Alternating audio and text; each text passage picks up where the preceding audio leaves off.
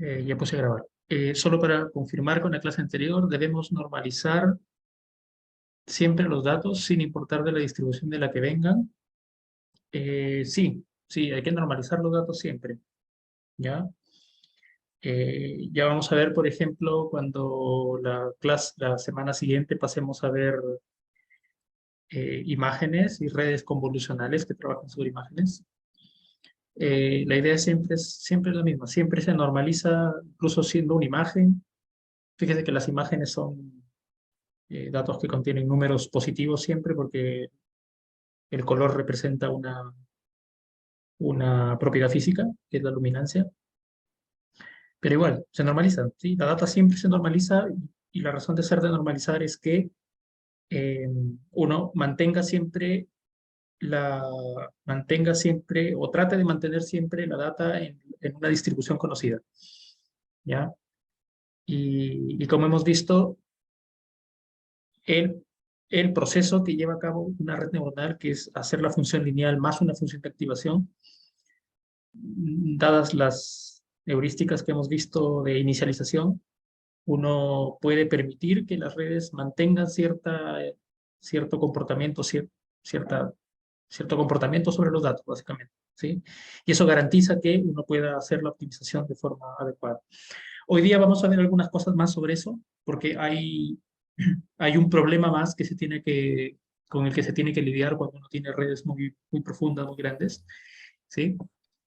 En donde todavía pasa que, por ejemplo, la data pierde su distribución, ¿ya? Y eso lo vamos a ver el día de hoy también.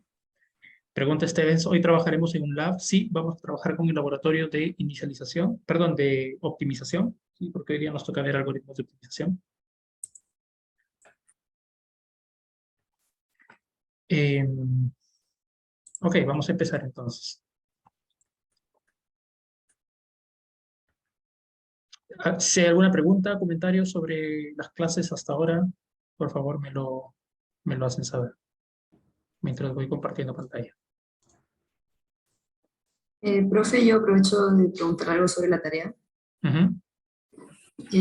Lo que pasa es que, bueno, la partí ahora, esta mañana, y decidí hacerla sin PyTorch, o sea, con NumPy, Ujú. y, y me basé un poco en la clase que usted había expuesto en los laboratorios, en la clase del constructor de una capa lineal, Ujú. y hay un parámetro que es un atributo de la clase que es el, perdón, no es un atributo, sino que es un parámetro Ujú. y es el número de inputs.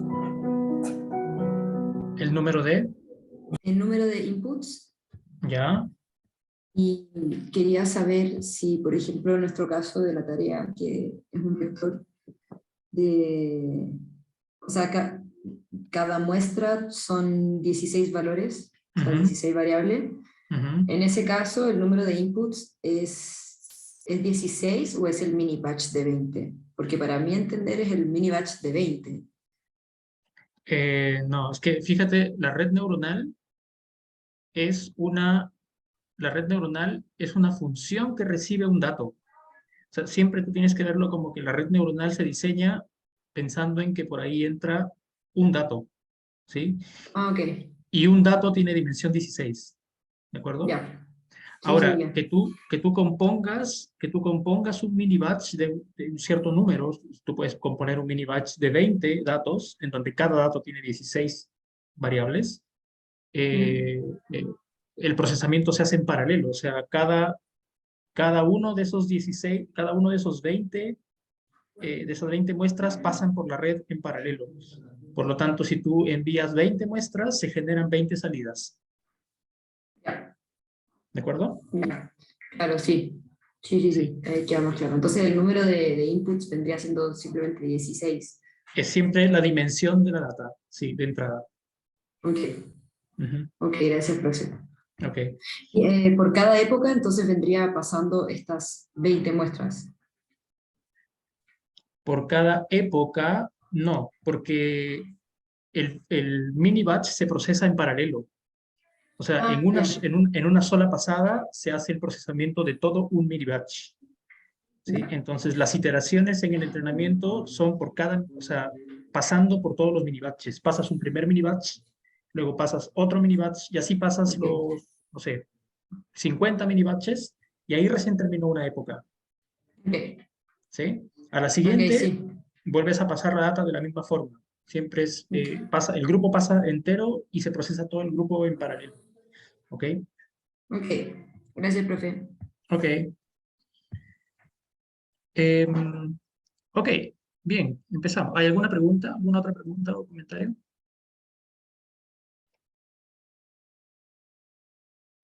Profe, Sí.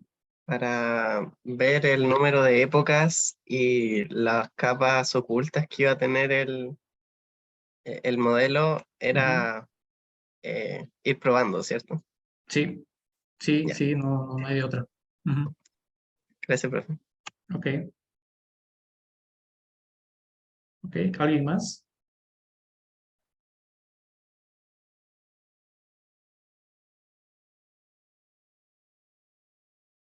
Ok. Em,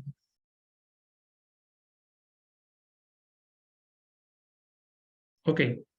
Bien, miren, yo he podido ver, he podido eh, más o menos darme cuenta, ¿sí? Que nos está costando un poco, nos está costando un poco imaginarnos qué es lo que está pasando con una red neuronal al momento que optimizamos con gradiente descendente estocástico y cuál es el efecto de este tema de los mini batches, ¿no? O sea, ¿por qué razón? O sea, ¿no? Me parece que nos está costando un poco entender o interpretar qué pasa con la optimización. O sea, ¿por qué razón yo tengo que dividir la data y por qué razón uno puede asumir que dividiendo la data uno igual optimiza, ¿cierto? Porque eso es lo que estamos viendo en los ejemplos, ¿sí? Yo les mostré en teoría que esto tiene una razón, o sea, tiene una razón de ser de por qué esto funciona. En la práctica lo hemos probado y funciona, ¿sí? Pero yo creo que lo que nos está faltando es un poco la intuición de esto, lo que nos está faltando es cómo llegamos realmente a entender que este proceso funciona y cómo es que funciona, ¿ya? Entonces, eh, bueno, de hecho, la semana pasada, ustedes saben, yo estaba fuera del país, estaba en una conferencia y, y comenzaron a llegar las preguntas en el foro, ¿no? Acerca de los que estaban, las personas que estaban preguntando acerca de esto. Y un día que yo estaba caminando por la ciudad, como cualquier otro turista que es foráneo del lugar en donde está, se me ocurrió una forma de cómo explicarles qué es lo que está pasando con la optimización, ¿ya? Y voy a hacer el intento, ¿ya? Voy a hacer el intento de explicarles este ejemplo que se me ocurrió al momento que yo estaba por ahí andando en, en la ciudad. Entonces, les voy a poner el siguiente ejemplo, y esto va a ser muy corto, ya nos vamos a tomar unos 15 minutos para hacer esto, pero es muy importante que entendamos esto, porque es el núcleo de todo, es el núcleo de, de todo el trabajo que hacemos con redes neuronales, ¿ya? Miren, vamos a suponer, ¿ya? Vamos a suponer que yo soy un turista, ¿sí? Una persona que está ubicada en algún lugar, ¿ya? Y estoy andando en una ciudad que yo no conozco, ¿de acuerdo? Estoy andando en una ciudad que no conozco y además voy a asumir que yo no tengo ningún mapa y no tengo ninguna información acerca de la ciudad. No tengo internet tampoco, ¿sí? Por lo tanto, la única forma que yo tengo de hacer que esta persona, o yo en este caso, ¿sí? Llegue hasta una cierta atracción, un cierto lugar, ¿sí? En la ciudad, es preguntarle a la gente. ¿Sí? Entonces yo quiero que esta persona, que soy yo, que no tiene ninguna información acerca de la ciudad, yo quiero ir a un determinado museo, por ejemplo, pero yo no sé cómo llegar a ese museo, ¿sí? Entonces, lo que haría cualquier persona, estando en esa situación, es comenzar a preguntar a otras personas, ¿sí? Voy a preguntarle a otras personas por ahí que estén caminando, que me digan hacia dónde tengo que ir si yo quiero llegar a este museo. ¿De acuerdo? Ahora, vamos a suponer, ¿sí?, que existen un grupo de personas, que lo voy a dibujar por aquí, con otro color, ¿sí? Existen un grupo de personas que son las potenciales personas a las cuales yo les puedo preguntar hacia dónde puedo ir, ¿de acuerdo?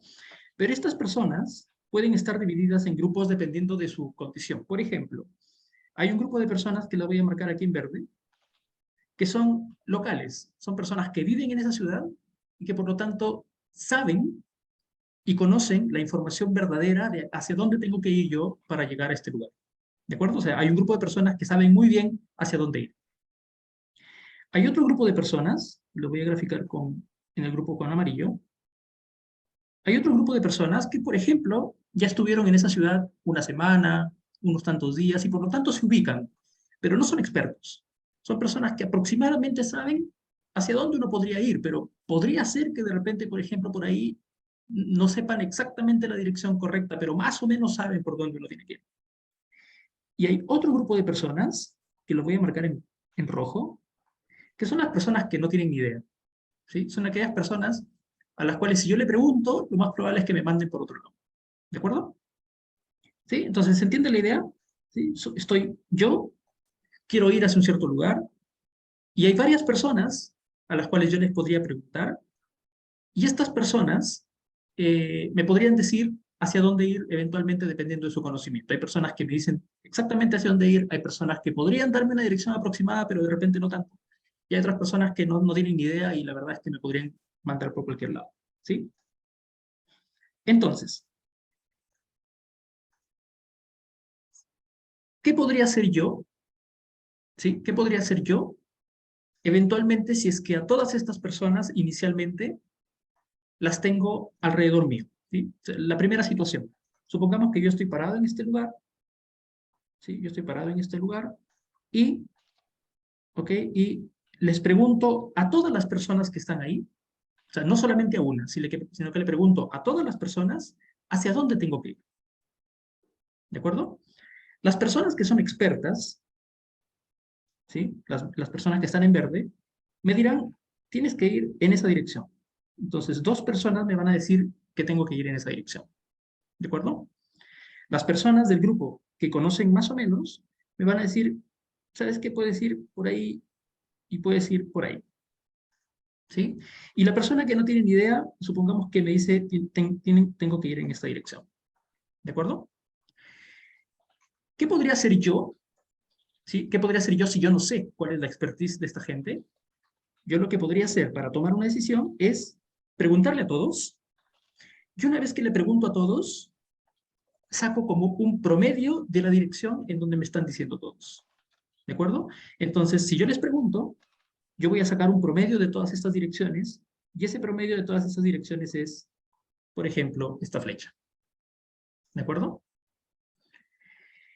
Esto que estoy haciendo, ¿sí? Esto que estoy haciendo es lo que hace nuestro método de gradiente descendente no estocástico. ¿Ok? Lo que hace nuestro algoritmo de gradiente descendente no estocástico, o sea, cuando yo pongo toda la data para hacer un entrenamiento, por cada muestra yo tengo una dirección, que es un gradiente. Cada una de estas flechas está representando un gradiente que me está llevando hacia la dirección correcta o no. ¿De acuerdo? Hay algunos que me llevan en la dirección correcta. Hay otros que no me llevan en la dirección correcta. Pero como yo estoy tomando todas las guías, todas las flechas en cuenta, las promedio y me voy por donde me dice el promedio. Si yo tengo suficiente buena información, ¿sí? Lo más probable es que ese promedio sea bueno. O sea, lo más probable es que ese promedio sea una buena dirección hacia dónde tengo yo que ir. ¿De acuerdo? Y esa decisión, fíjense, la estoy tomando en función de lo que me dijeron todos. O sea, en función de lo que me dijo toda la data. ¿Sí? ¿Se entiende la idea? ¿Ok? Eso es lo que hace nuestro algoritmo gradiente descendente. Toma en cuenta toda la data para saber cuáles son todas las posibles direcciones por donde puede ir mi gradiente y promediar para irme en una dirección del promedio. ¿De acuerdo? ¿Ok? Ahora, ¿sí? Ahora, ¿qué pasaría? ¿Sí? Esta es una primera situación, ¿cierto? ¿Qué pasaría si yo ahora, la misma persona, ¿sí? La misma persona no tiene a disposición la información de todas las personas, ¿sí? Sino que tiene solo a disposición la información de algunas personas cada vez, ¿sí? Entonces, por ejemplo, yo lo que podría hacer es lo siguiente. Alrededor mío se encuentra una persona que sabe muy bien a dónde ir. Entonces le pregunto a esa persona, oye, ¿a dónde queda tal lugar? Y me va a decir, en esa dirección. Perfecto. Entonces me va a decir que me puede llevar en una dirección correcta.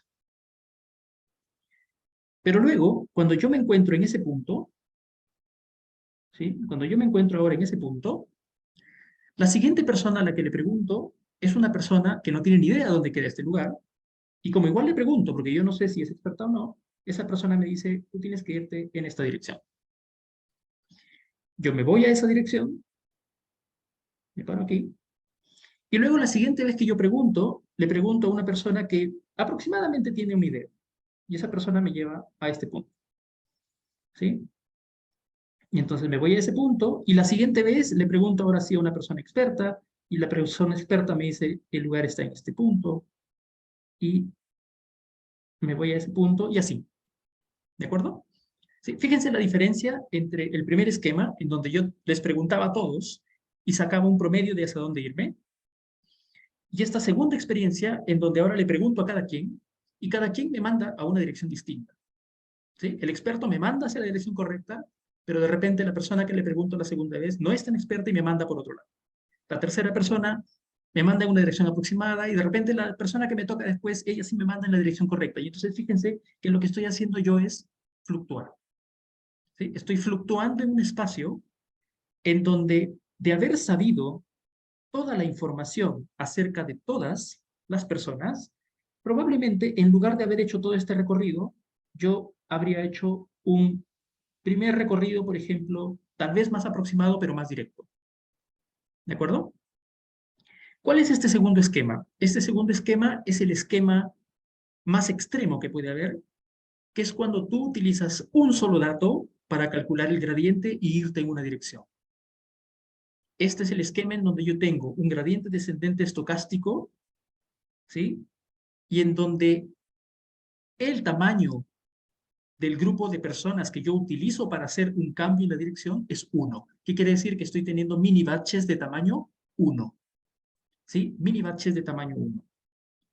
¿Ok? ¿Qué es lo que va a pasar con esto? Lo que va a pasar con esto es que mi optimización va a tender a ser ruidosa. ¿Sí? Cada vez que yo utilizo un dato y solo ese dato entra a la red y genera un gradiente y hago la optimización, puede ser que la optimización comience a fluctuar entre diferentes puntos. ¿Sí? ¿Cuál es el esquema intermedio? Porque este sería el esquema de gradiente, descendente a la izquierda, en donde tengo toda la información, el esquema de gradiente descendente estocástico con tamaño de batch 1, cuando tengo el caso de la derecha. ¿Cuál sería el caso general? El caso general es que yo estoy en un cierto lugar y ahora en este lugar yo tengo un grupo de personas, en donde cada persona es un dato. Yo tengo un grupo de personas que no son todas las personas, sino que es un grupo de todas esas personas a las cuales yo le pregunto hacia dónde ir. ¿Sí? Entonces yo podría tener, por ejemplo, una persona experta que me dice que tengo que ir hacia allá, podría tener una persona aproximada que me dice que tengo que ir hacia ahí, y podría tener una persona que no sabe que me dice para ir a este lado. No tengo toda la información, pero tengo algo de información. Y con este algo de información, tal vez yo podría tomar todavía una buena decisión de irme en esta dirección. ¿Sí? Este caso es el caso en donde de toda la data que yo tengo disponible, en un determinado momento yo utilizo solo un conjunto de los datos para calcular mis gradientes y tomar esa dirección aproximada. Cuando yo vaya hasta este punto, ¿sí? Suponiendo que yo llego a este punto donde me lleva a este promedio, cuando yo llego a ese punto, ya no le pregunto a las personas a las que les pregunté anteriormente, sino que en este punto me encuentro con las otras personas que son parte de mi conjunto potencial. ¿Sí? En este otro conjunto yo tendré otros datos que me llevan de nuevo en otra dirección. ¿De acuerdo? Esto es lo que hace, ¿sí? Vamos a rotular aquí para ya darnos cuenta que lo que estamos haciendo. Esto sería, eh, perdón, esto es, esto es gradiente descendente, ¿sí? Gradiente descendente puro, ¿ok? Esto sería gradiente descendente estocástico con batch size, voy a ponerle ya, con batch size igual a 1, ¿sí? Y esto sería un gradiente descendente estocástico con batch size mayor a 1, ¿cierto? ¿De acuerdo? Eso es lo que está pasando con la optimización. Cuando tú tienes un conjunto de datos, ¿sí? Cuando tú tienes un conjunto de datos y tú decides hacer la optimización con toda la data, tú lo que estás haciendo siempre es, ¿sí? Tú lo que estás haciendo siempre es irte en la dirección que te dice toda la data, irte en la dirección en la que, conociendo toda la información, sabes hacia dónde tienes que ir. Cuando tú divides la data en batches, entonces la decisión la vas tomando por cada batch. Cada batch te dice en qué dirección ir. Te vas en una dirección, usas el otro batch que te guía hacia otra dirección, usas el otro batch que te guía hacia otra dirección, así hasta que acabas con todos los batches. Cuando acabaste con todos los batches, es una época y por lo tanto en ese punto en donde te quedaste, continúas de nuevo a iterar sobre todos los batches para continuar tu camino hacia el lugar donde quieres.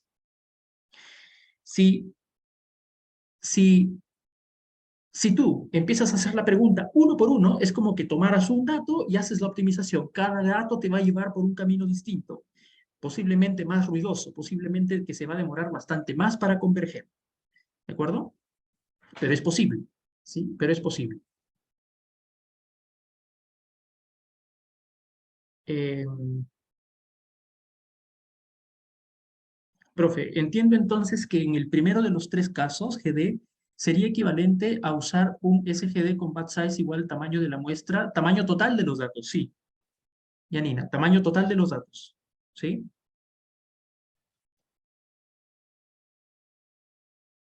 Estefano, lo único que me hace ruido de este ejemplo es que me hace pensar que hay datos buenos y datos malos, que vendrían a ser los expertos y los no expertos. Esto que acabo de mencionar no es el caso, ¿cierto? Eh, lo que pasa, Estefano, yo no diría que hay datos buenos y malos. Yo lo que diría es que hay datos que son más fáciles de aprender que otros. Entonces, los datos que son más fáciles de aprender son los que te van a comenzar a guiar siempre hacia un mínimo. Pero los datos que son difíciles de aprender, justamente porque, por ejemplo, puede darse el caso de que uno esté como llevando la optimización hacia los datos fáciles, ¿sí? Los datos difíciles son aquellos que te tratan de forzar a irte por otro camino, porque tienes que aprender algo que es diferente, ¿sí? Entonces, no todos los datos o sea, no todos los datos son iguales, no todos los datos incluso están juntos en un espacio. Por lo tanto, eso hace que la red neuronal tenga que ser forzada a ir por un lado o por el otro. ¿De acuerdo? Y entonces, bajo este ejemplo, hay muchas preguntas que pueden surgir, ¿cierto? Hay muchas preguntas que pueden surgir. Por ejemplo, yo les pregunto, y de hecho por ahí va, miren, hay preguntas en la tarea que tenían que ir por ahí, y me parece que esta intuición les podría ayudar. ¿Qué es lo peor que podría pasar? Imagínense que yo divido la data en batches, ¿ya? Divido la data en batches. Pregunta, ¿qué es lo peor que puede pasar? ¿Sí? ¿Qué es lo peor que puede pasar? Que se junten puros datos verdes y puros datos rojos, o que se mezclen los datos en los mini batches.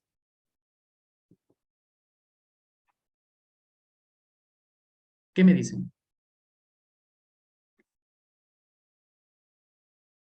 Perdón, profe, ¿cuál fue la pregunta?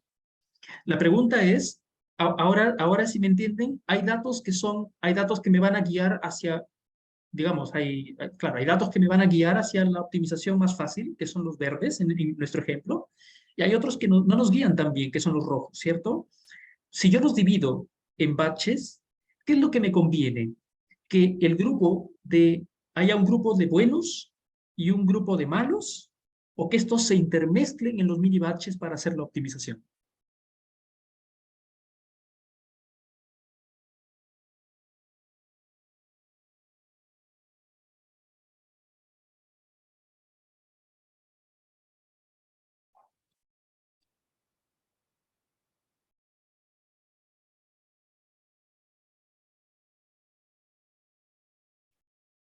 ¿Sí? Bien, sí. Todas las intuiciones que tienen en sus respuestas son correctas. ¿Sí? Conviene que los datos estén mezclados. ¿Sí? Conviene que los datos estén mezclados. ¿Ya? ¿Por qué? Porque, y yo dije lo opuesto, dice Diego. Bueno, a ver, les explico ahora, ¿ya? Conviene que los datos estén mezclados, ¿sí? Porque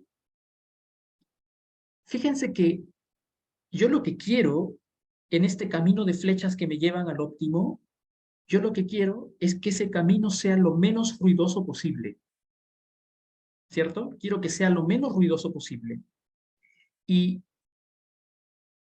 y cuando yo mezclo los datos en un batch, si hay variabilidad de datos en ese batch, lo más seguro es que el promedio es siempre una estadística que suaviza la data, ¿cierto?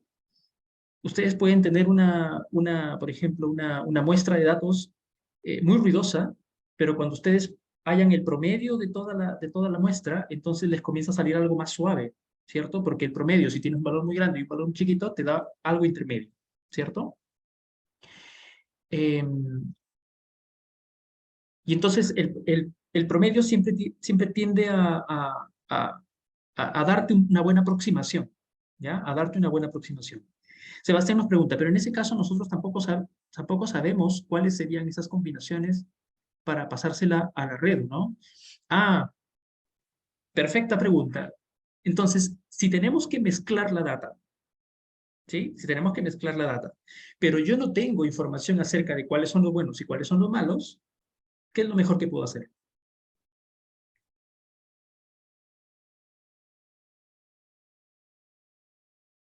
Exacto, random. Y eso es lo que habíamos hecho, ¿cierto? Que sea random, ¿sí? Que sea random. Si si yo mezclo la data de manera aleatoria, ¿sí? La probabilidad de que caiga un grupo que es completamente malo es muy baja, ¿sí? Es muy baja. Además de eso, tengan en cuenta una cosa, yo no tengo información acerca de a quién le va mejor, a quién le va peor. Yo no sé esa información. Entonces, lo mejor que puedo hacer es hacerlo aleatorio, ¿sí? Hacerlo aleatorio. Y esa es una de las preguntas de la tarea 1, ¿cierto? Mezclando en la parte 4, les pido que mezclen la data para crear los batches y probar qué es lo que pasa con ese caso, ¿sí? Eh, bueno, creo que les he dado el 70% de la intuición de lo que debería saber para esa pregunta. Camila nos pregunta, si solo se tienen mini batches con datos buenos y otros con datos malos, ¿sería como similar al caso de batch size igual 1? Porque el promedio de cada uno sería o bueno o malo. Eh, sí, o sea, si uno tuviera batches que son completamente agrupados en estos conjuntos, ¿sí? Eh, uno, uno estaría siempre tomando una buena decisión y la siguiente una mala decisión. La siguiente una buena decisión, la siguiente una mala decisión, ¿no? Y estaría uno como iterando entre buenas y malas decisiones. Pero quiero que entiendan una cosa, ¿ya? Primero para empezar, este era un ejemplo, ¿sí? Este era un ejemplo para ilustrar lo que estaba pasando con la optimización, ¿ya? No hay datos buenos y datos malos, ¿ya? No hay datos buenos y datos malos. Más bien, yo cambiaría la semántica de eso y diría, hay datos que son más fáciles de aprender y otros que son más difíciles. Los datos fáciles son aquellos que te van a dirigir hacia un óptimo porque rápido los vas a poder aprender. Y los datos difíciles son aquellos que son te llevan por direcciones más, más incongruentes, pero es porque tú estás forzando al modelo a que aprenda algo que es menos variable de lo que viste anteriormente, ¿ya? ¿Sí? Entonces, no son datos buenos y datos malos en realidad, ¿sí? Son como datos fáciles, datos difíciles, ¿ya? Un poco por ahí va la cosa, ¿sí? Eh, ok, ya. Y fíjense que esto tiene una repercusión, ¿sí? Esto tiene una repercusión. Les pregunto yo, ¿qué optimización demorará menos en terminar, en converger? ¿Aquella en donde tú tomas buenas decisiones siempre o aquellas en donde puede que estés tomando en algún momento una mala decisión y luego corriges? ¿Cuál demorará más en converger? La segunda demora más, ¿cierto? Así como en nuestro ejemplo, ¿sí? Así como en nuestro ejemplo. La segunda demora menos, ¿seguro?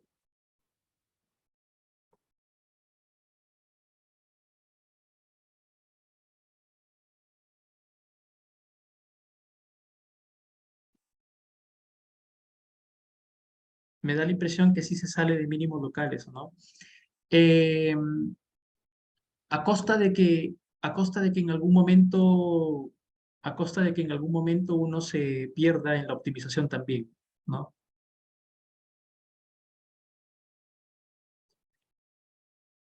¿Sí? A costa de que uno se pierda en la optimización, porque fíjate que estas direcciones podrían ser muy random, ¿sí? Podrían ser muy random. Sebastián, tengo entendido que la segunda se demora más, pero aprende mejor, ¿no? Ajá. Miren, la segunda se demora más, ¿saben por qué? Porque necesitas dar más pasos para darte cuenta por dónde ir, ¿sí? Necesitas dar más pasos para comenzar a converger hacia una dirección. O sea, al final, puede que tú sí converjas en la dirección correcta, pero antes de irte por la dirección correcta, han pasado un montón de pasos antes en donde has tenido que irte por otros lados hasta regresar a donde necesitas estar, ¿sí? ¿Saben cuál es la ventaja?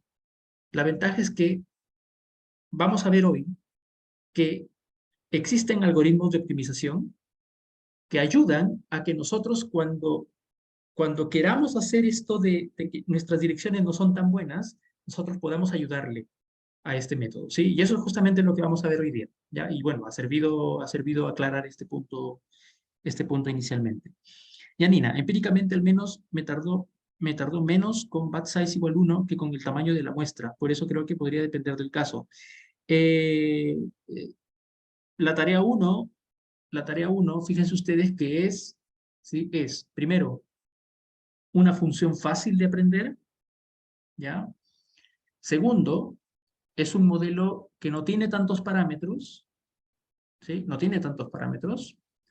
Y tercero, yo me animaría a pensar que de hecho, uno ni siquiera necesita una red neuronal para solucionar ese problema, ¿de acuerdo? Es un problema muy fácil. Es un problema que, en definitiva, nosotros estamos forzando la solución hacia una red neuronal, pero que nos sirve como modelo didáctico, ¿de acuerdo? Cuando nosotros tengamos redes neuronales y comencemos a ampliarlas en capacidad y comencemos a hacer que esas redes sean o tengan millones de parámetros, cientos de millones de parámetros, ¿sí? Entonces ahí comienza a surgir este fenómeno todavía más, todavía más evidente, ¿sí? De que la optimización, ¿sí? De que la optimización necesita ser ayudada, ¿sí? Necesita una ayuda, ¿de acuerdo?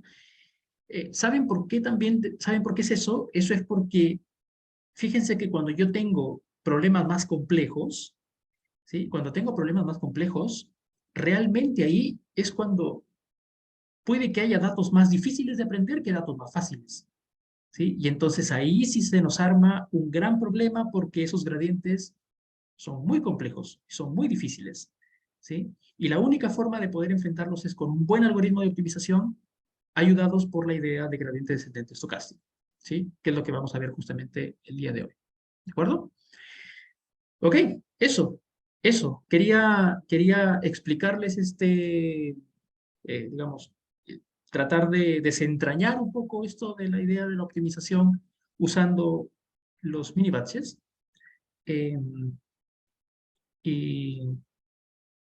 Y eso, ¿ok? ¿Preguntas? ¿Preguntas hasta ahí? Profe, ¿Sí? yo lo que no tengo aún muy claro es en qué punto ocupamos la paralelización para hacerlo más rápido, como, como por cada batch, o como que pasaríamos todos los batches al mismo tiempo, ¿sería? Pasas un solo batch, lo pasas al mismo tiempo. ¿Sí? O sea, un batch está compuesto por varias muestras, ¿cierto? Está compuesto por varias muestras y lo que estás haciendo es produciendo todas las salidas de la red neuronal con una sola pasada, ¿de acuerdo? Entonces, por ejemplo, si tú tienes un conjunto de datos de 1000 muestras, tú las divides en 10 batches de 100 cada una. Lo que estás haciendo es que las 100 muestras de un batch se están procesando en paralelo. Y estás haciendo backpropagation también en paralelo para solamente ese batch. Para el segundo batch lo haces en paralelo de nuevo, ¿sí? Y haces el backpropagation para ese batch también en paralelo, ¿sí? La paralización ocurre dentro de un mini batch, ¿de acuerdo? Ya, perfecto. Sí, muchas gracias. Es por esa razón que el tamaño del mini batch es importante al momento de entrenar una red neuronal y depende, ojo, depende de la cantidad de memoria disponible que tengas. ¿Sí? Profe, ¿Sí? entonces el gradiente descendiente no estocástico es más rápido que el gradiente descendiente estocástico, ¿no? O sea, con un batch menor al tamaño de toda la data. ¿Debería ser más rápido? Gradiente descendente utiliza toda la data, ¿cierto? Sí, por eso debería ser más rápido, ¿o no? Deberíamos en teoría tener una mejor estimación del gradiente, ¿ya? Ujú. Pero ¿cuál es el problema?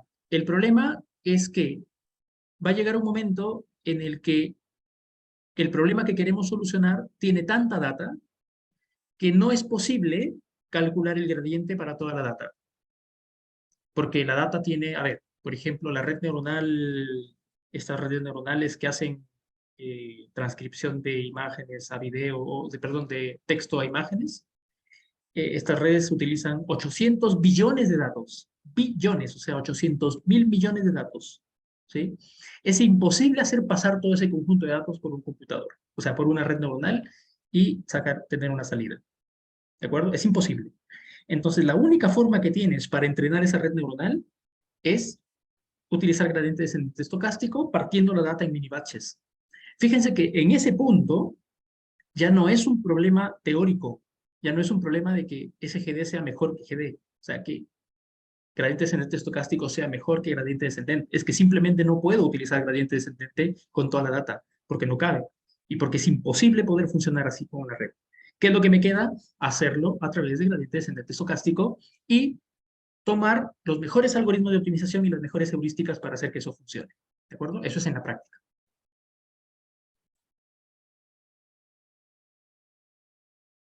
Gracias, profe. ¿Ok?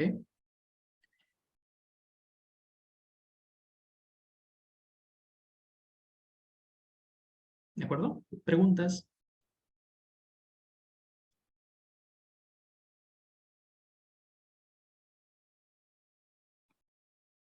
Ok, bien. Entonces, entonces,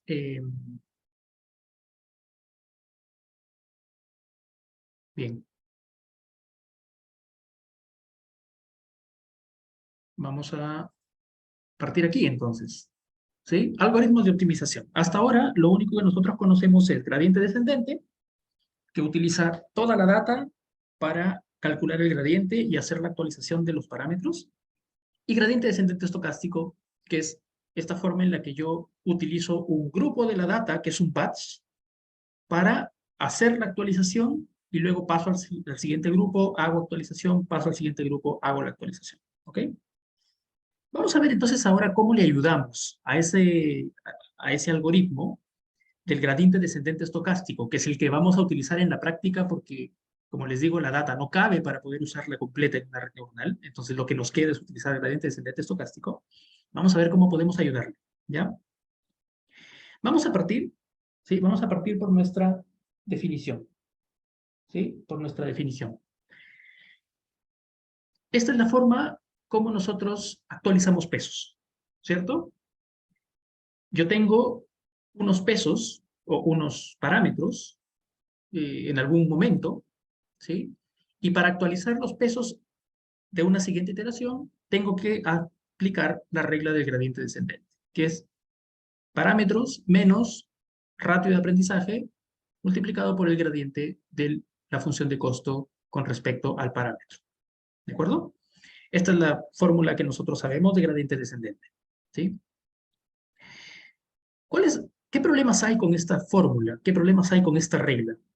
Primero, es que esta regla hace que la actualización de los parámetros sea dependiente del learning rate, ¿cierto?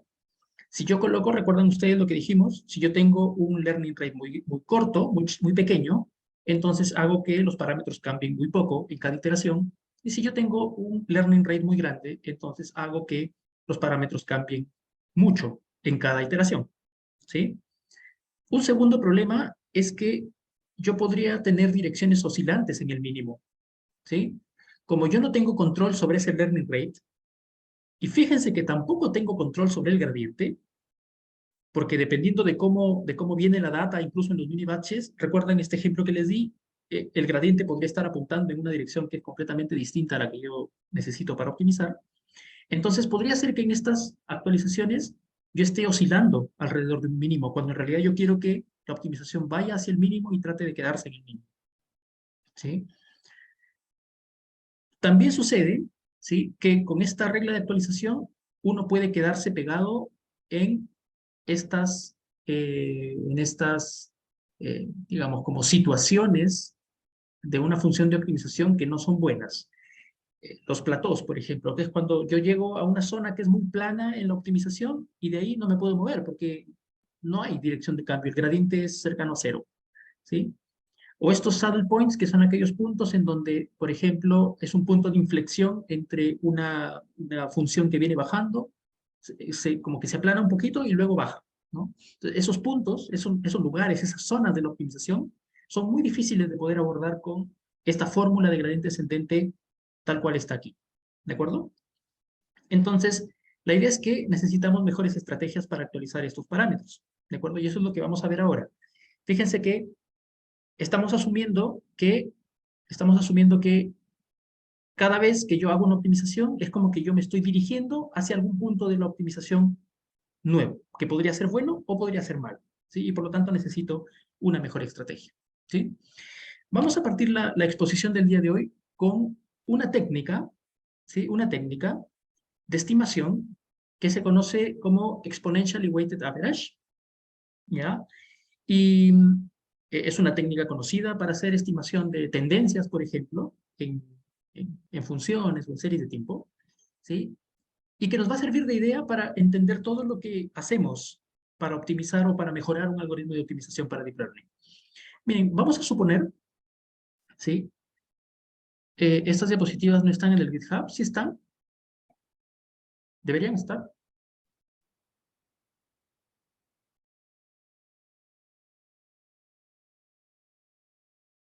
¿Deberían estar? De ahí las chequeo, ¿sí? Pero deberían estar, están todas las diapos hasta, creo que hasta terminado redes convolucionales.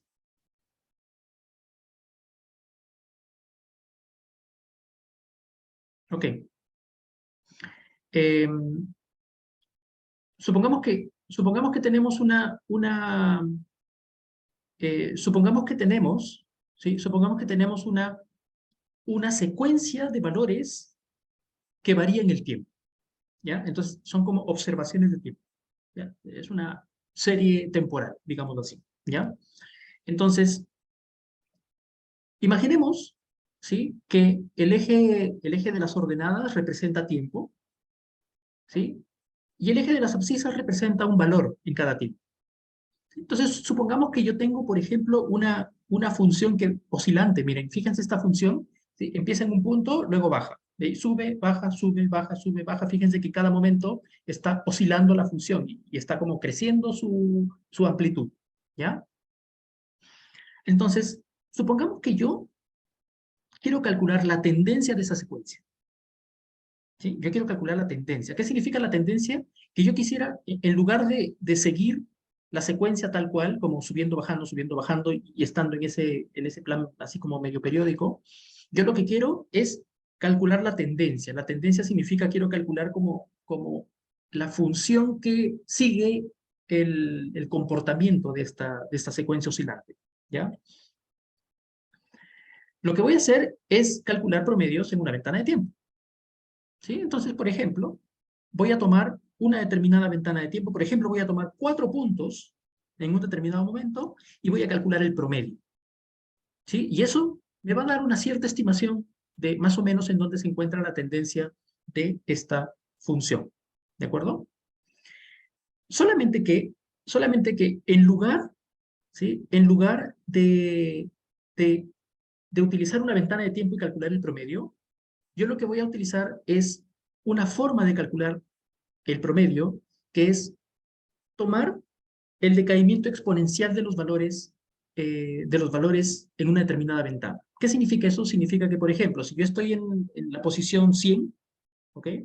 Yo voy a tomar en cuenta la data que hay en la posición 100 con un factor y voy a tomar en cuenta todos los puntos que están hacia atrás con un factor distinto. Mientras más lejos esté del punto que estoy estimando, entonces el valor tiene un peso más pequeño en este promedio ponderado. ¿Sí? Fíjense que por eso es un promedio ponderado, solamente que es exponencial porque conforme se van alejando del lugar en donde yo quiero estimar, tiene un valor más pequeño. ¿De acuerdo? Eso se puede hacer iterativamente con una función que tiene este tipo. ¿Sí? Fíjense, para estimar la tendencia en el tiempo t, ¿sí? Para estimar la tendencia en el tiempo t, yo lo que hago es multiplicar un factor beta por el promedio de la tendencia del tiempo anterior más 1 menos beta, el valor obtenido en el tiempo t. Esto es lo que se le conoce como el exponentially weighted average. Si yo tengo una secuencia de datos, ¿sí? Si yo tengo una secuencia de datos, yo comienzo a calcular, por ejemplo, el primer promedio B sub 0, que probablemente es el único punto, y a partir de ahí, fíjense que voy acumulando, ¿sí? Los valores de promedios de tiempos anteriores multiplicado por un beta más 1 menos beta, el valor del sample en ese tiempo. ¿De acuerdo?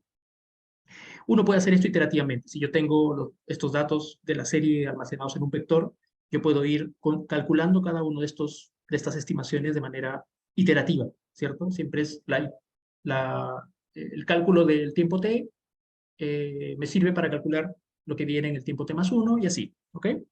Fíjense que aquí esta función es paramétrica en beta. ¿Sí? Yo necesito este valor de beta que me sirve para saber qué tanto tomo del promedio anterior y qué tanto tomo de la muestra nueva. ¿Ok?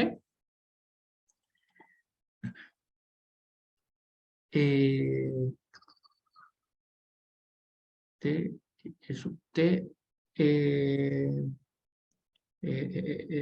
¿Dónde? ¿Aquí te refieres? Acá B sub T menos 1 y I sub T. ¿A eso? Sí, pero fíjate que I sub T son las observaciones. I sub T son los valores de la serie. Y los V son los promedios. ¿Sí? Entonces, esta fórmula me está diciendo, el promedio del tiempo t es igual al beta por el promedio del tiempo anterior más 1 menos beta por el valor que tengo en la señal en este tiempo. ¿Sí? Eso me está diciendo esta fórmula. ¿De acuerdo?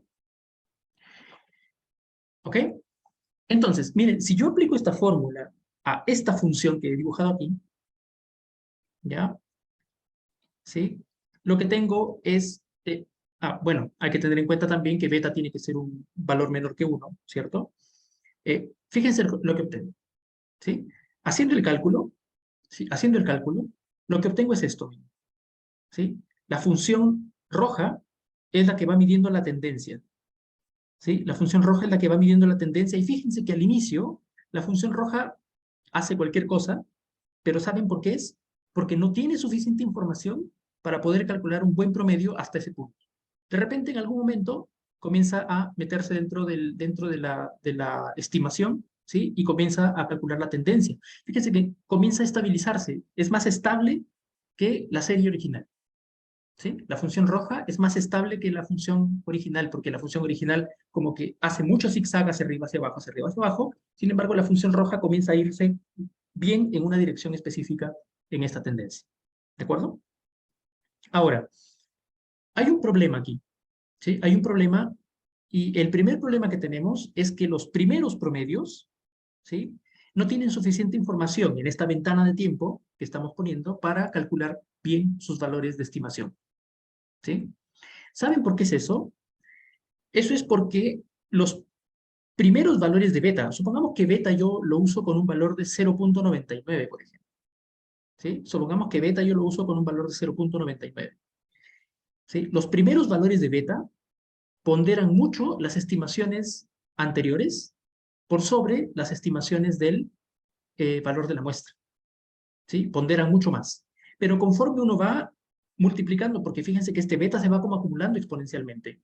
Entonces, conforme yo voy haciendo más multiplicaciones de beta, cuando beta comienza a hacerse más pequeño, entonces comienzo a darle más importancia al dato en ese punto que a las estimaciones del promedio anterior, ¿sí? Esto se soluciona, ¿sí? Esto se soluciona haciendo una corrección, ¿sí? Que se le conoce como el bias correction, ¿ya? El bias correction es una corrección en donde a toda estimación yo le voy dividiendo entre 1 menos beta elevado al tiempo. Entonces fíjense que las primeras veces beta es un valor muy grande, y como beta es un valor muy grande, entonces el valor de v comienza como a irse hacia abajo, pero conforme beta se va multiplicando muchas veces, como es un valor menor que 1, esto se va tendiendo a 0. Y mientras vaya tendiendo a 0, yo voy entonces utilizando b sub t en vez de la versión normalizada, ¿sí?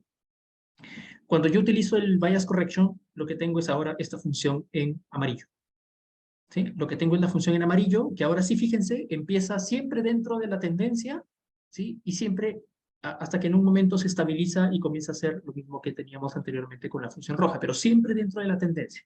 ¿De acuerdo? ¿Ok? Preguntas hasta ahí. Esto es como la explicación de, de, de algo muy general, y vamos a ver cómo se aplica ahora a nuestro problema de optimización. Pero ¿alguna pregunta hasta ahí?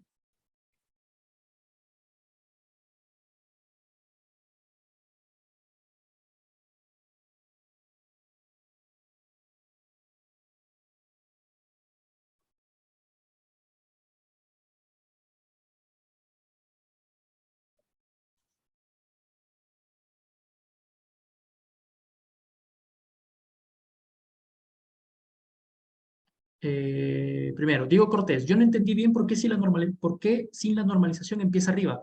Ah, porque fíjate que sin la normalización, el primer valor de estimación, para tú calcular el V sub T1, para el primer valor, necesitas un V sub T0. Y ese V sub T0 es 0. ¿Sí? Y entonces, por eso, fíjate que empieza o sea, está como tironeado hacia el valor 0, porque el 0 era el inicial, ¿sí? Y tiene mucho peso. Y por lo tanto no se va hacia abajo, que es donde debería irse, sino que se queda pegado arriba al 0, y solamente después de algunas iteraciones se corrige, ¿sí? Eh, Sebastián, al final la primera ecuación se evalúa en el bias correction. Sí, la primera ecuación se calcula primero y luego se aplica bias correction para normalizar. Sergio nos dice, me parece magia a mí cómo eso se aproxima a un promedio. Es que fíjate lo que está pasando.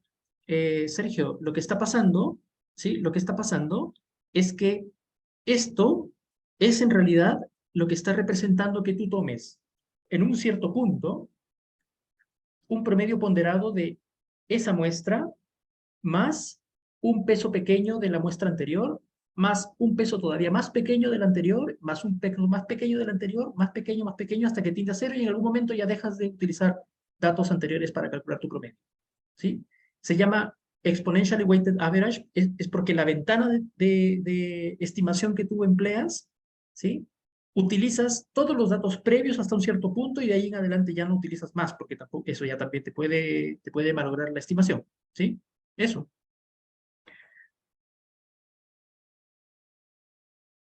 ¿Ok? Ahora, les pregunto, ¿Cómo creen que esto se relaciona con lo que hacemos en Deep Learning?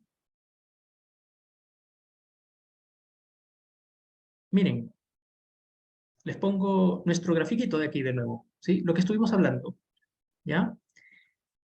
Miren lo que pasa, ¿sí? Miren lo que pasa cuando uno hace gradiente descendente estocástico, aquí, en la figura de la derecha, ¿ya? Supongamos que es la figura más extrema. En la figura de la derecha, cuando tú haces gradiente descendente estocástico, cada actualización de pesos podría estar yendo en una dirección de gradiente, y la siguiente va en otra dirección, y la siguiente va en otra dirección, y la siguiente va en otra dirección.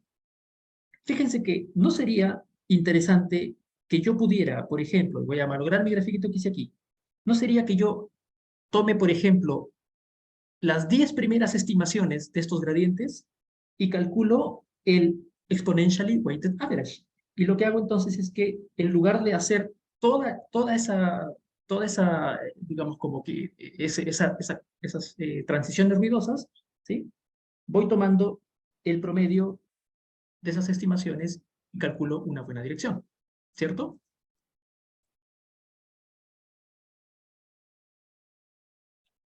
¿De acuerdo? ¿Sí? Janina nos dice, ¿el VT obtenido al final sería el W? No, ojo, todavía no. Espérense, ¿ya? Espérense, no se me vayan tan adelante, ¿ya? Solamente quiero que vean, ¿sí? Solamente quiero que vean que si yo tengo un conjunto de estimaciones y que dependen de un tiempo, ¿sí? Un conjunto de estimaciones y que dependen de un tiempo, yo puedo mejorar la estimación de esa secuencia temporal haciendo uso de exponentially weighted average. ¿Sí? Haciendo uso de exponentially weighted average. Como los gradientes son direcciones, y estas direcciones podrían estar fluctuando, es como que yo tuviera una función de tiempo y que está fluctuando en el tiempo. Y en lugar de hacer la estimación y de actualizar los pesos con cada nuevo gradiente, yo lo que voy a hacer es aplicar un exponentially weighted average de los gradientes. ¿Sí? Exponentially weighted average de los gradientes. Entonces, eso es justamente lo que hace nuestra primera mejora a un algoritmo de optimización. Nuestra primera mejora es gradiente descendente con momento. ¿Sí? Gradiente descendente con momento. ¿Ok? Imagínense ustedes que tenemos esta función de optimización, una parábola cuadrática, ¿ok? Y supongamos que yo empiezo en el punto 1, que está aquí, la optimización. Si yo le pongo un learning rate de 0.1 y yo comienzo a aplicar los pasos de gradiente, entonces de aquí me va a llevar al punto 2, de ahí me va a llevar al punto 3, de ahí me va a llevar al punto 4, y así. Fíjense que hay una secuencia de direcciones, del 1 al 2, del 2 al 3, del 3 al 4, y así. Hay una secuencia de direcciones que me van guiando hacia el mínimo. Pero, ¿qué pasa, por ejemplo, si yo, porque, fíjense, podríamos habernos preguntado, profe, pero si el learning rate me dice que yo tengo que irme en una cierta dirección y yo puedo ir en una dirección como más rápido, ¿sí? Debería utilizar un learning rate más grande. ¿Qué pasa si yo utilizo un learning rate más grande en un algoritmo de optimización de gradiente descendente? Lo que va a pasar es esto, miren. Empiezo en el punto 1 y si coloco un learning rate de 0.95, que es bastante más que 0.1, empiezo en el punto 1 y la dirección que voy a obtener es, me salto hasta el otro lado de la función. Le aplico el learning rate de nuevo, perdón, la actualización, y de ahí me salto hasta el punto 3. Fíjense cómo mis gradientes, porque los gradientes son cada una de las direcciones que me llevan hasta el otro punto, ¿sí? Me lleva hasta este punto, luego hasta este punto, luego hasta este punto. Fíjense cómo los gradientes están fluctuando demasiado con un valor de learning rate muy grande. Pregunta. ¿Se dan cuenta ustedes a qué se parece esta secuencia roja de valores que tengo aquí en esta función? Se parece al ejemplo que tenemos aquí. Tengo una función cuyos valores de gradiente están fluctuando tanto que me llevan arriba, abajo, arriba, abajo, arriba, abajo. ¿Qué sería mejor? En lugar de utilizar el gradiente cada vez, utilizar el promedio ponderado exponencial de los gradientes. Ese método ¿sí? Ese método es el que se le conoce como momento, ¿sí? Yanina nos dice, me perdí, profe. El exponentially weighted average entonces no es un algoritmo de optimización en sí, es parte del algoritmo de optimización de gradiente descendente con momento. Ese sería el algoritmo de optimización en sí. Obvio, sí, el algoritmo de optimización sigue siendo gradiente descendente. Gradiente descendente es el único algoritmo que se emplea para hacer optimización en redes neuronales. Ok, salvo que existen algoritmos de segundo orden para hacer optimización. ¿Ya? Eso no lo vamos a ver en el curso y no son muy útiles en la práctica, la verdad, a este momento. ¿Ya? Teóricamente, hay muchos papers y mucha gente que está trabajando teóricamente en otro tipo de algoritmos de optimización, que son los algoritmos de segundo orden. Pero hoy en día, todo lo que tenemos sobre inteligencia artificial es gradiente descendente con mejoras, ¿sí? Con mejoras heurísticas para su funcionamiento. ¿De acuerdo? Diego nos dice, entonces sería mejor comenzar con un LR alto y luego al acercarse al mínimo global pasar a un LR pequeño. Eso lo dejamos para una pregunta posterior, Diego, porque todavía no nos vayamos hasta tan lejos, ¿ya? Elisa, ¿pero en qué momento se actualizan los parámetros en este caso? Ya, a eso vamos, ¿sí? A eso vamos ahora, Elisa, ¿ya? Quiero que entiendan la intuición, quiero que entiendan la idea, ¿ya? Quiero que entiendan la idea.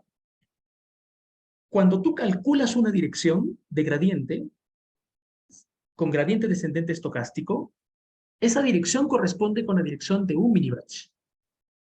Te vas en esa dirección.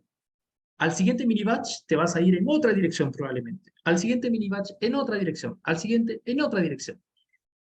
Si tú tomas las actualizaciones en cada momento de esas direcciones que vas guiando, puede ser que tu camino hacia el óptimo sea muy ruidoso. Estás yendo para allá abajo, luego arriba, luego abajo, luego arriba, ¿sí?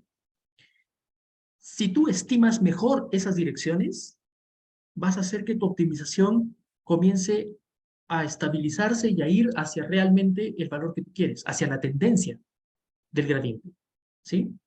Es por esa razón, ¿sí? Es por esa razón que lo que hacemos es esto. Miren, la regla de actualización para el momento cambia, ¿sí? La regla de actualización cuando yo utilizo estimaciones de momento van a cambiar de esta forma. Cada vez que yo calculo un gradiente, en lugar de aplicar directamente ese gradiente a la fórmula de actualización de gradiente descendente, lo que voy a hacer es utilizar esa estimación de gradiente dentro de un promedio ponderado exponencial. ¿De acuerdo?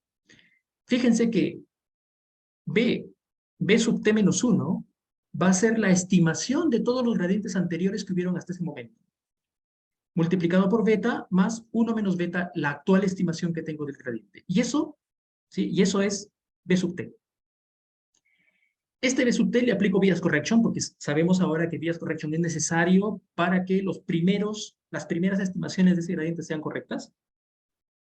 Y ahora, este valor de B sub t es el valor que tengo de estimación de gradiente que me sirve para hacer la actualización de los parámetros.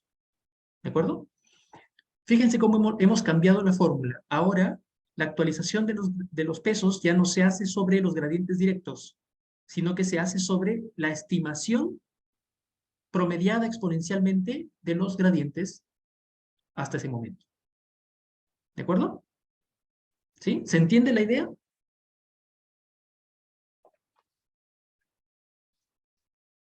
¿Preguntas, por favor?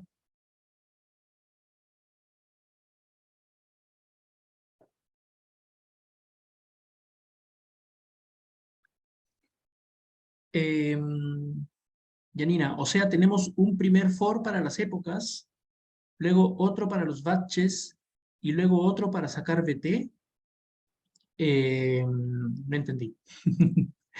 O sea, tenemos un primer for para las épocas, luego otro para los batches y luego otro para BT. BT es un ciclo. No, BT no es un ciclo. BT es la estimación de los gradientes cada vez que calculas gradientes.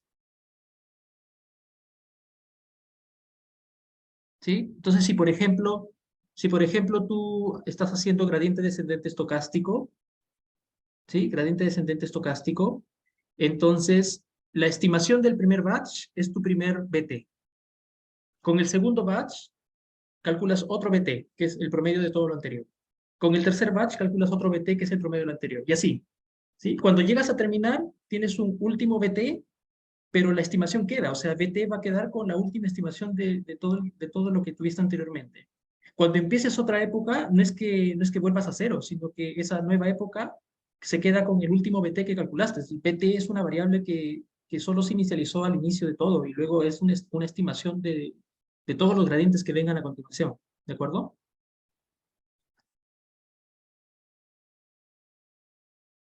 Es que se va acumulando, ¿sí? Por eso fíjense, BT es una variable que va acumulando cosas, ¿sí? BT va acumulando todas las direcciones anteriores hasta un determinado momento, ¿sí? Y la vas usando para mejorar tu estimación del momento actual.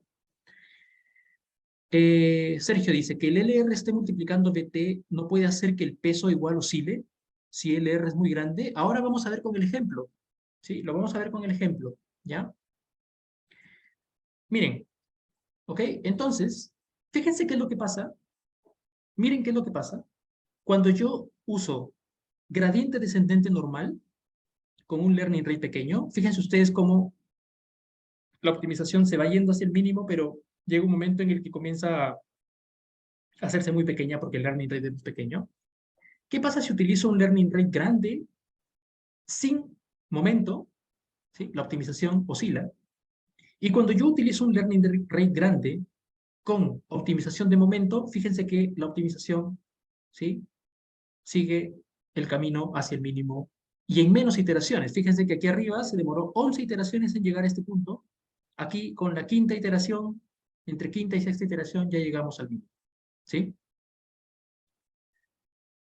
Ojo, el learning rate siempre va a ser un hiperparámetro, ¿sí?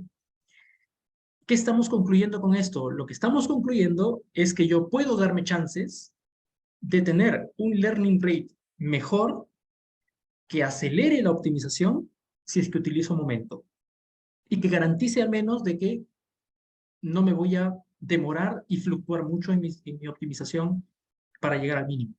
¿De acuerdo?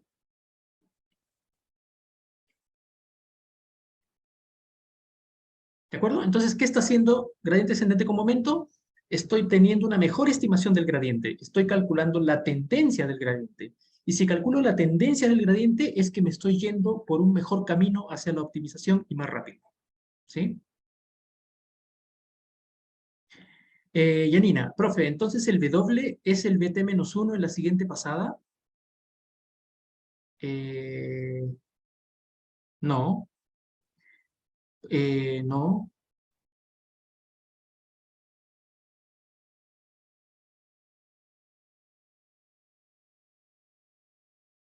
No entiendo de dónde sale el primer BT-1. El primer BT-1 es 0. ¿Sí? Se puede inicializar con 0. Porque claramente en la primera iteración no tienes nada antes. Entonces lo puedes inicializar con cualquier valor. ¿De acuerdo?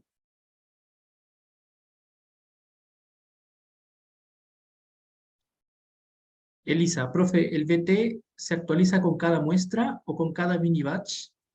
El BT se actualiza cada vez que calculas gradientes. ¿Sí? Cada vez que calculas gradientes. ¿De acuerdo?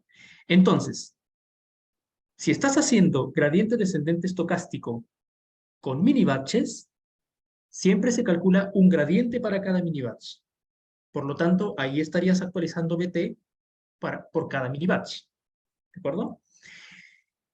Si tú estás utilizando gradiente descendente estocástico con mini batch tamaño 1, sería el único caso en donde por cada muestra tú vas a calcular un gradiente y por lo tanto vas a calcular BT. O sea, BT se calcula cada vez que calculas gradientes en tu algoritmo. ¿De acuerdo? Lenin nos dice, mirando los gráficos me surge una duda. Siempre usamos LR fijo. ¿Es posible utilizar un learning rate que vaya haciéndose más pequeño, forzar a aprender más rápido al principio y más lento al después?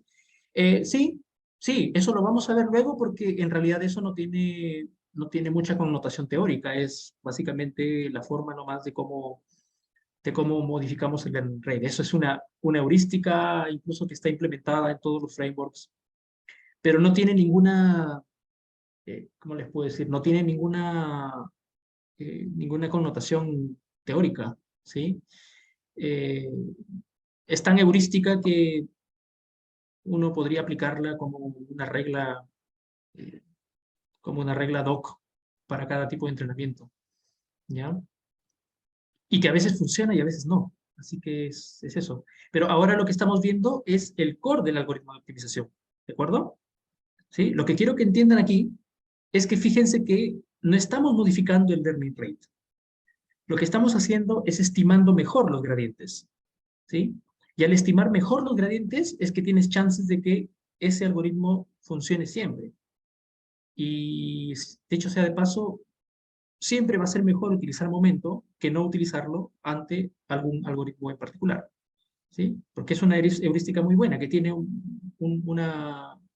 tiene una interpretación, ¿sí? Teórica que tiene sustento, ¿sí? Más allá de ser simplemente una heurística, porque estos ya no son simplemente heurísticas, ¿sí? ¿De acuerdo? Entonces, ¿sí? Entonces, para ir como recapitulando, ¿sí? Eh, los pesos, ¿sí? Se inicializan de manera aleatoria, ¿cierto? Y se aplica la regla de G o de Xavier para su inicialización, ¿de acuerdo? Los pesos se inicializan de una forma, ¿sí? Viene mi primer mini batch y calculo un gradiente, ¿sí? Ese gradiente lo voy a utilizar para calcular BT. En lugar de utilizar ese gradiente directamente, ese gradiente lo voy a utilizar para calcular BT.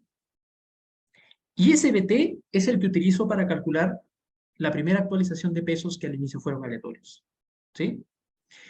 Ingresa el segundo mini batch, calculo el segundo gradiente, ese segundo gradiente se acumula con el primer gradiente en la fórmula de BT, y ese segundo BT lo utilizo de nuevo para actualizar los pesos que quedaron anteriormente. ¿Se entiende la idea?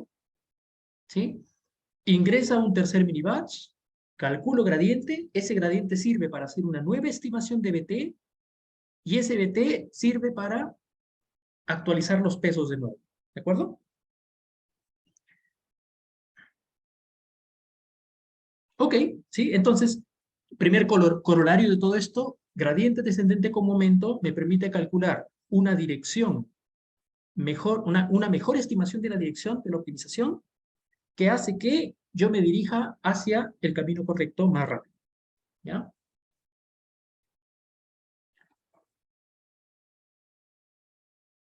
¿Ok? En la práctica, ¿sí? En la práctica, ese parámetro beta de momento, comúnmente se utiliza el valor de 0.9. ¿Ya? Se utiliza el valor de 0.9. Existe una explicación, uno puede como desarrollar las fórmulas para beta igual 0.9, ¿sí? Y uno se puede dar cuenta que con beta igual 0.9, ¿sí? Con beta igual 0.9, cada vez que yo estimo un promedio para un valor, lo que estoy haciendo es tomando en cuenta aproximadamente 10 valores hacia atrás, ¿ya? Utilizando 10 valores hacia atrás, ¿de acuerdo? ¿Sí? Preguntas entonces hasta ahí. Profe, solo para entenderlo mejor ilustrativamente, ¿puede volver un poquito la diapo donde estaba la línea de tiempo? Acá. Ahí. Ahí. No sé si me puede trazar con el mouse más o menos al ojo o para entender la idea, ¿dónde pasaría la línea del promedio no ponderado? Si hubiéramos hecho como el promedio normal. ¿Pasaría más arriba de la amarilla? eh, Pasaría probablemente más arriba de la amarilla. Sí, pero Ya. fíjate que esta función azul es muy periódica, ¿no? Ujú. Lo que va a pasar con los gradientes es que esos gradientes no van a ser periódicos, esos gradientes van a ir en cualquier dirección. Y si tú tienes Ya. una función que fluctúa mucho en cualquier dirección, no necesariamente el promedio no exponencial te va a ayudar. O sea, el promedio ponderado exponencial lo que está haciendo es que tú en todo momento estás tomando en cuenta las muestras más cercanas con más peso que las muestras más lejanas. ¿Sí? Ya, ya. Profe, ¿Sí? a mí no me quedó muy claro el tema de la corrección del bias. Ujú. No sé si me lo puede repetir. Sí. Mira, lo que pasa inicialmente es que, fíjense que esto es una estimación de valores en el tiempo, ¿no? Yo tengo varios valores en el tiempo y quiero ir estimando el promedio en estos valores, ¿de acuerdo? Quiero ir estimando el promedio en estos valores, pero al inicio, yo no tengo una primera estimación. Por ejemplo, supongamos que yo quiero calcular el B sub 1, ¿sí? Supongamos que yo quiero calcular el B sub 1, ¿ok? El valor de beta es 0.9 y el primer valor, que es el B sub 0, yo tengo que poner un primer valor inicial. Ese primer valor inicial vale 0. Entonces, si yo hago BT igual 0.9, ¿sí? 0.9, ¿de acuerdo? Por 0 más 1 menos beta por el valor de y sub t, entonces fíjate que el valor en realidad más que ponderar se está sesgando, ¿sí? Se está sesgando a primeros valores malos. O sea, en realidad no estoy tomando en cuenta la cantidad de valores que quiero porque no hay más valores hacia atrás, ¿sí? La estimación tiende a ser mala, ¿de acuerdo? La estimación tiende a ser mala porque los primeros promedios no tienen suficiente información para tener un buen valor de promedio, ¿de acuerdo? Entonces, ¿sí? Lo que necesitamos hacer es que esos primeros valores, ¿sí? Esos primeros valores se corrijan con respecto al valor de beta que yo tengo. Los primeros valores de beta tienden a ser grandes, ¿no? 0.9, si yo multiplico 0.9 por 0.9, eso es 0.27, ¿sí? Y de nuevo por 0.9 y así, ¿sí? Yo voy a ir dividiendo esos valores por la corrección de 1 menos ese valor, que al inicio es muy grande y por lo tanto tiende a que B sub t se vaya hacia abajo, ¿sí? Se corrija. Cuando yo tengo ya suficientes datos hacia adelante, fíjense que el valor de beta tiende a volverse 0, porque con suficientes datos hacia adelante, el valor de beta es beta a la t, y es un valor menor que 1. Por lo tanto, si yo hago 0.9 a la 10, por ejemplo, eso es un valor incluso cercano a 0. ¿Sí? En algún momento esto llega a ser b sub t igual a b sub t sobre un valor muy cercano a 1. ¿De acuerdo? Sí, ¿Ok? ahora lo entendí. Lo que pasa es que lo veo y también como mirando las ecuaciones de la siguiente diapositiva, lo interpreto Ujú. también como una especie de ir achicando el learning rate, porque yo podría pasar ese denominador para el learning rate y también lo voy a ir disminuyendo a medida que voy aumentando mi tiempo. Entonces, vendría a ser como una especie, o sea, vendría a actuar de la misma manera, ¿o no? Sí, pero fíjate que tiene un efecto muy, muy pequeño al inicio. O sea, es una división del learning rate solo en las primeras iteraciones. Porque conforme van pasando las iteraciones, beta a la t se vuelve 0. Ya, perfecto. ¿Ok? Ok, gracias. Ok. ¿Alguna otra pregunta hasta ahí?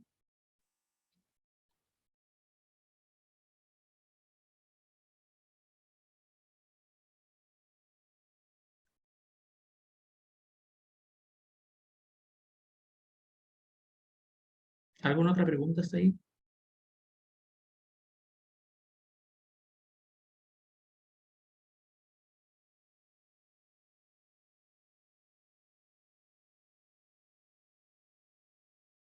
Ok. Bien. Ahora. Ya. Ok. Ahora, miren. Cada muestra, ¿sí? Fíjense que esto que estamos haciendo aquí, ¿sí? Esto es una estimación, ¿cierto? Y este gradiente, ¿sí? Este gradiente que está aquí, ¿sí? Es un gradiente que está teniendo en cuenta toda la data que entra, ¿cierto? ¿Sí? Está teniendo en cuenta toda la data que entra. O sea, si es un mini batch, está teniendo en cuenta la data del mini batch. Si es toda la data, está teniendo en cuenta toda la data, ¿sí? ¿Ok? Pero Pero fíjense que hay, ¿sí? Hay un problema todavía, ¿sí? Hay un problema todavía. Y es que supongamos, ¿sí? Supongamos que yo tengo una estimación de gradiente, ¿sí? Tengo una estimación de gradiente eh, muy grande, ¿de acuerdo? Tengo una estimación de gradiente muy grande, ¿sí? La pregunta es, si yo tengo un gradiente muy grande, yo quisiera acelerar el descenso o desacelerarlo.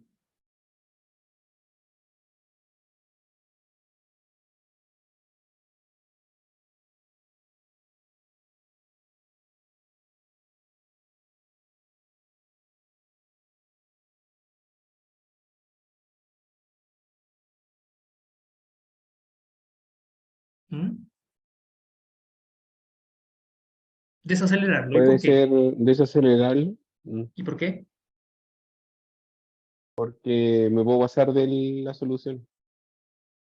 Ok, ok. Y aquellos que dicen acelerarlo, Que si lo aceleramos como que podría converger más rápido. para acelerarlo puedes converger más rápido, ok, ok. Acelerar, porque si tengo una dirección tan marcada, ir más rápido, ok, ok.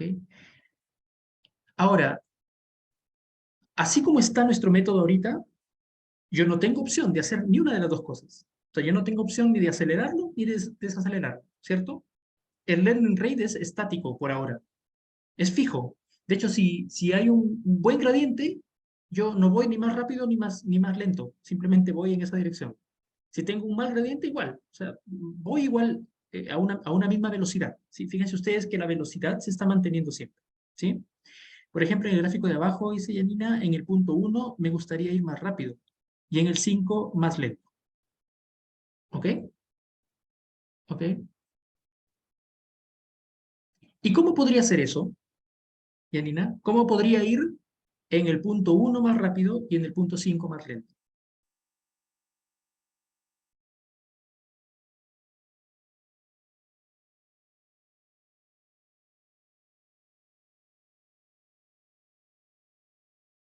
Como lo dijeron antes, cambiando el length rate. Ok, miren, yo les muestro, ¿sí? Les muestro algo, ¿sí? Les muestro algo, ¿ya? Teniendo el learning rate variable, puedo dividir por el módulo. Miren, ¿sí? Vamos a hacer algo, ¿sí? Vamos a hacer algo. El gradiente es un vector, ¿cierto? ¿Ya? Estamos de acuerdo en eso. El gradiente es un vector, ¿sí? El gradiente es un vector. Como el gradiente es un vector, ¿sí? Y con esto vamos a cerrar como la idea y el día miércoles vamos a continuar con la intuición, la explicación de esto. El gradiente es un vector y para saber qué tan grande es ese vector, lo que tengo que sacar es la magnitud del gradiente, ¿cierto? La magnitud del gradiente, ¿ok? Entonces, lo que voy a hacer, en lugar de acumular en este promedio ponderado exponencial, en lugar de acumular el gradiente como tal, lo que voy a hacer es acumular la magnitud del gradiente. O sea, voy a acumular el cuadrado de los gradientes. ¿De acuerdo? ¿Estamos claros? Miren, fíjense, es la misma fórmula de gradiente, perdón, de promedio ponderado exponencial, pero en lugar de utilizar acá el gradiente como tal, lo que voy a utilizar es el cuadrado del gradiente. ¿De acuerdo? El cuadrado del gradiente, la magnitud del gradiente. ¿Sí? Y cuando yo calculo la estimación de la magnitud del gradiente, ahora voy a ocupar esa estimación para dividir el learning rate entre la raíz cuadrada de la estimación.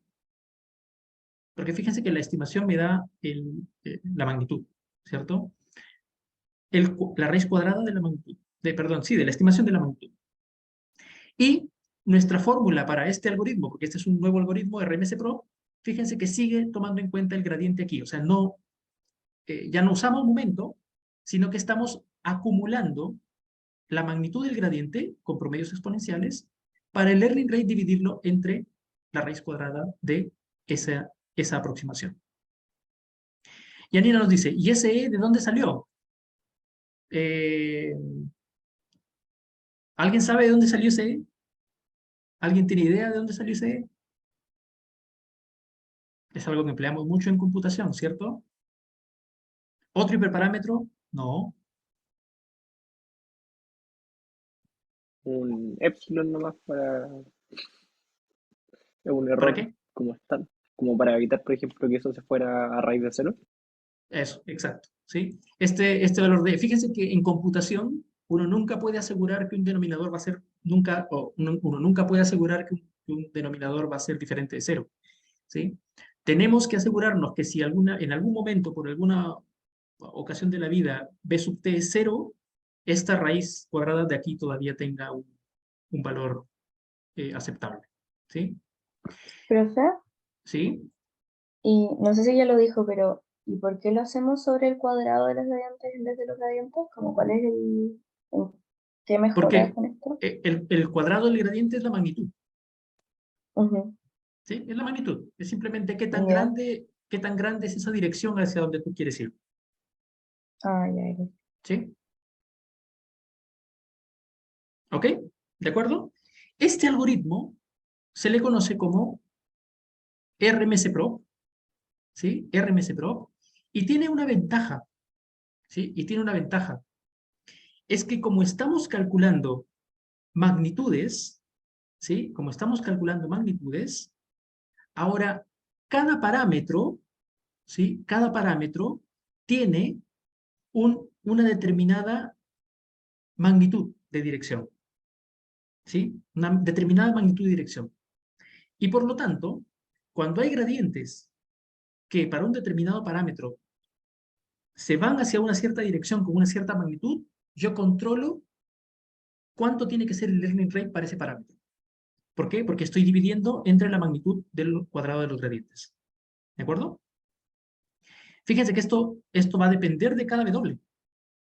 ¿Sí? Esto depende de cada W. O sea, cada W tiene su magnitud de gradientes. Por lo tanto, el learning rate va a ser variable para cada parámetro. En la práctica, ¿qué significa esto? En la práctica, cuando uno implementa esto, hay W que no tienen por qué cambiar tanto, parámetros, y hay parámetros que tienen que cambiar mucho para hacer que todo el conjunto aprenda hacia el óptimo. Lo que está haciendo este método es que cada variable tenga su propio learning rate, ¿sí? Que cada variable tenga su propio learning rate, ¿de acuerdo? Aquellos que necesitan cambiar mucho, que lo hagan. Aquellos que necesitan cambiar poco, que cambien poco, ¿de acuerdo? ¿Sí? ¿Alguna pregunta hasta ahí? Ahí nos vamos a quedar, ¿ya? Ese es el mismo gradiente que vimos al principio, el inicial, solo que el eta cambia, ¿cierto? Sí, pero Esto el yo de lo acá, ¿te explico con refieres? Sí, Sí, este es el mismo, el inicial, solamente que ahora el cambio está en que yo divido el learning rate entre la estimación de la magnitud. Ese es el cambio para este algoritmo RMS Pro. ¿Ok? ok, gracias. Ok, bien, ahí nos vamos a quedar. ¿Ya? La siguiente clase vamos a ver otro algoritmo más de optimización, que es el famoso algoritmo Adam. Vamos a hacer un notebook con optimización y también vamos a pasar a ver regularizadores en redes neuronales. Y con eso, esta semana estamos terminando todos los conceptos básicos de redes neuronales y deep learning, y en nuestra siguiente clase, en nuestra siguiente semana, en nuestra siguiente clase, vamos a empezar a ver redes convolucionales. ¿Ok? Bien, nos vamos a quedar ahí entonces. ¿Sí? Cuídense. Nos vemos. Chao, chao. Chao, profe. Chao, profe. Chao, nos Gracias. vemos. Chao, profe. Cuídense. Nos vemos. Chao, chao. Chao, profe.